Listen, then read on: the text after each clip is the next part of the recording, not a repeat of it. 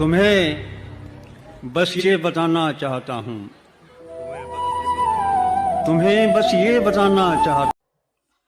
पिछले दिनों वेणेश्वर मेले के उद्घाटन अवसर पर उदयपुर के माननीय सांसद मन्नालाल रावत ने अपने उद्बोधन में वेरियल एल्विन का जिक्र किया। मुझे उत्सुकता हुई इस व्यक्तित्व के बारे में जानने के लिए। आज गूगल सर्च किया, बहुत सारी आश्चर्यजनक बातें इस व्यक्तित्व के बारे में पता लगी। मूलतः मानवशास्त्री और लेखक थे। इंग्लैंड से भारत आए चर्च का काम करने के लिए, लेकिन राष्ट्रपिता महात्मा गांधी के संपर्क में आए। उसके बाद में 4 वर्ष तक गांधी जी के साथ आश्रम में रहे और उनके जन कल्याणकारी रचनात्मक कार्यक्रम अभियानों में भाग लेते रहे।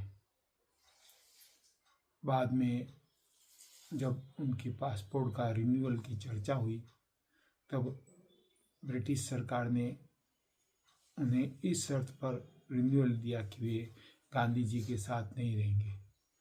उनका साथ छूट गया। गांधी जी उन्हें अपना पुत्र कहते थे। गांधी आश्रम छूटने के बाद एल्विन गोंड लोगों के बीच में काम करने लगे, आदिवासियों के बीच में काम करने लगे। इस बीच में उन्होंने पादरी का काम छोड़ दिया, ब्रिटिश चर्च की जो सदस्यता होती वो भी छोड़ दी और वे आदिवासियों पे काम करने लगे। करीब 20 वर्ष तक इन बेंगा गोंड आदिवासियों के बीच में काम किया। उड़ीसा में भी काम किया।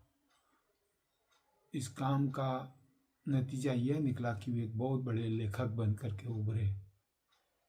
करीब करीब 20-25 पुस्तकें उनकी प्रकाशित हुई है, जिसमें उनकी एक आत्मकथा भी है, साथ ही यात्रा वृत्तांत,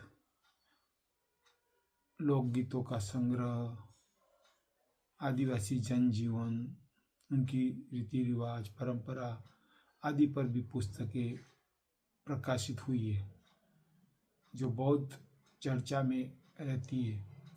उनका काम देख करके ही जवाहरलाल नेहरू ने उन्हें पद्म भूषण की उपाधि से सम्मानित किया था। साथ ही उनकी पुस्तक पर साहित्य अकादमी ने भी पुरस्कार दिया था।